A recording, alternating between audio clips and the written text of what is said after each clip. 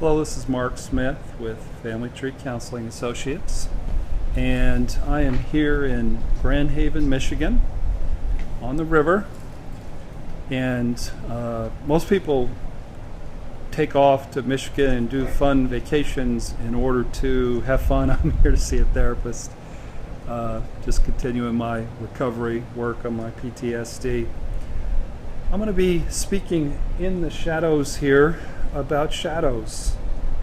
It's a title of the video called In the Shadows of Your Parents. My friend Pilla, who I sometimes quote, she said, "How odd that we keep facing the shadows of our parents. There is no running away. Only shadows they are. They're not mirrors." And I thought that was a really good quote, and I think it holds a lot of truth, that our parents do cast very long shadows. I had a new client come in yesterday, and I told her, I said, "You know, your issues are rooted in your childhood." She said, I said, And if you come in and you describe your childhood and you describe your love life, the history of people you've been involved with, then I will be able to prove to you that your love life comes from your family of origin issues.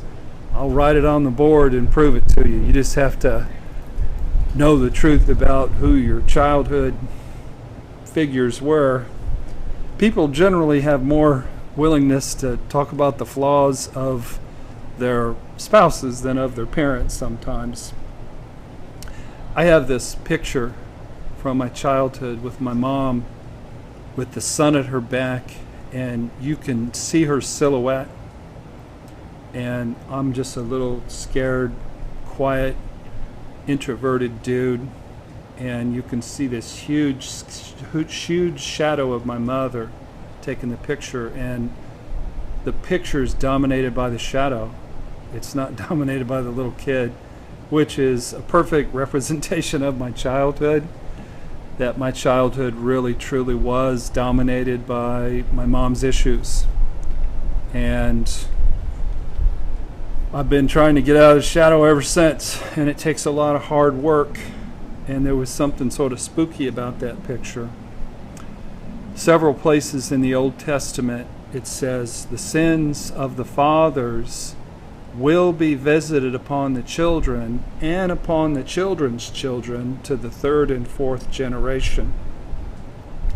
So our system at Family Tree Counseling is very simple. All we do is take a family tree or a genogram, and we simply write down, using symbols and colors and ink, 4 generations. And then we simply study what rolled downhill. If you grow up with rage, you'll become a rager or you'll marry one. If you were severely abandoned as a child, you're going to pick somebody as a spouse who's going to abandon you. And they're going to abandon you severely if you were severely abandoned as a child. If you grow up with an alcoholic or an addict, you're going to become an alcoholic or an addict, or you're going to marry one. So this lady said, "Well, we have choices." No, you don't. She was abandoned severely as a child. I said, "I don't know anything about your background, but I'll bet you anything that you've been abandoned by every man you've ever been involved with." And she said, "Well, that's true." There is really no running away from your issues, because there's this myth that there's this special, wonderful, perfect person out there who can meet your needs and make you happy, and it just isn't true. You're going to pick the same person. They're just going to have a different name, and they're going to have a different face, and you're going to have a little bit of fun, emotional connection and enmeshment in the beginning, but then you're going to be right back in the fire as you jumped out of that frying pan. There is really no running away. The way to run away is to never get in a relationship again. And when somebody comes in and they're 68 years old and they're done with their third marriage and they're about sick of relationships, I believe that they're not probably going to get in another relationship. But if I had $1.25 for every 40-something woman who just went through a divorce and she said, I'll never get in a relationship again, 2 years later she's married, or 3 or 6 months sometimes. So if I had $1.25 for every one of those, I'd have a really nice house on the beach. People are going to get in relationships. It's just what happens. Even if you're not looking, sometimes love just sort of finds you, and you have chemistry with exactly the right person. You have chemistry with somebody who is talented at hurting you. One of the funnest things I tell new couples when they come in, I said, you know what? Marriage is designed to make you friggin' miserable. And they smile and they give each other a high five. Woo! We've achieved that. We're pretty miserable, you know. And I'm being serious. Marriage is designed to dismantle your psychological defense mechanisms and give you an opportunity to heal the unresolved issues of your childhood. My friend said, they're only shadows that parents cast, not mirrors. But if you do the work and you see a really good therapist and you read the book Getting You Love, The Love You Want by Harville Hendrix, and you understand the patterns that have been passed down from generation to generation, what we do is we write on the board, dad, mom, boyfriend number 1, boyfriend number 2, husband number 1, husband number 2, and it doesn't take a brain surgeon. You know, the patterns just jump out and bite you. I'm telling you. Whatever you grew up with, you're going to marry. Some people marry the exact opposite, but you're still reacting. Almost everybody, though, marries the person who hurt them the most. And I can prove that to you. If you come in and you truly tell me who your mom and dad were, and you truly tell me who your significant others, how they really were, I'll put it on the board, and it's stunning. It is just stunning. I have people now take pictures of the whiteboard because the patterns are just jumping out, and they're just going, oh my goodness, that's what love is? And then they go into the I'm never going to date again, but they will. So, ironically, one of the most effective communication tools is called mirroring, that's used by imago therapists, where this person you married, this person who's casting a scary, creepy shadow over you, the same issues as your dad or your mom, they sit in a chair and they listen to you, and then they see you, they hear you, and they don't get to respond. All they get to do is listen and then mirror back to you what you said. And when I have couples do that and sort of even do it naturally, where they're not defensive, they're not combative, they're therapy buddies, it's a beautiful thing. Because the person who's hurting you, who's so much like mom and dad, all of a sudden you're squeezing blood out of a turnip. You're getting kindness from somebody who wasn't kind. You're getting empathy from a representative of a parent who never really showed empathy. You're getting heard by somebody who never heard you.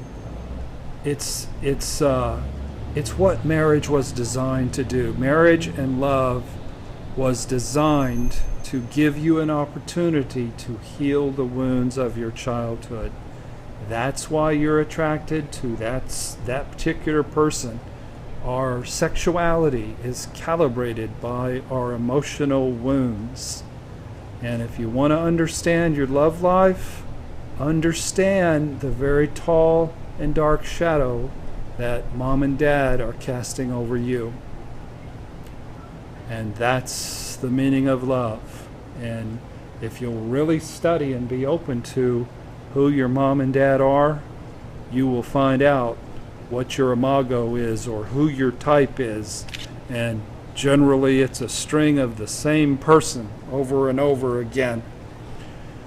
The beautiful thing about therapy and recovery is, instead of judging and attacking and being adversarial, you truly have a chance to be empathetic and loving and kind and non-defensive. You don't have to defend yourself. Marriage, like I said, it's an opportunity to heal the unresolved issues of your childhood. Your mom and dad don't have to cast a dominating shadow over the entirety of your life, but they will set the course of history in your love life, and it'll take a lot of work by both parties to break that pattern. That's the nature of love. We're put together in such a way as to go through a process of therapy. Going to a therapist's office isn't therapy. You know what therapy is? It's love. If you've been in a relationship, if you love somebody and you got hurt, you've been in therapy. And have you learned from it? Do you know the particular nature of your particular shadow? That is the point of therapy. Good therapy is about truth. Who are you? Where'd you come from? Who was your dad? Who was your mom? And let's study the 4 or 5 people. I hope it's not 20 or 30 or 50 people who you've dated and been in love with, and we'll figure out who you are and where you came from and how you're wired and how you can love in a way that serves you better and is healthier and isn't as dangerous. Thanks for watching today. If you haven't joined our YouTube channel, join us at Family Tree Counseling on YouTube, and visit our website, familytreecounseling.com. And I've got 6 books on there, one on abandonment, one on shame, one on marriage counseling, one on affair recovery. It's a beautiful sunset here in Michigan. I've enjoyed making the video. I thank you for watching it, and God bless.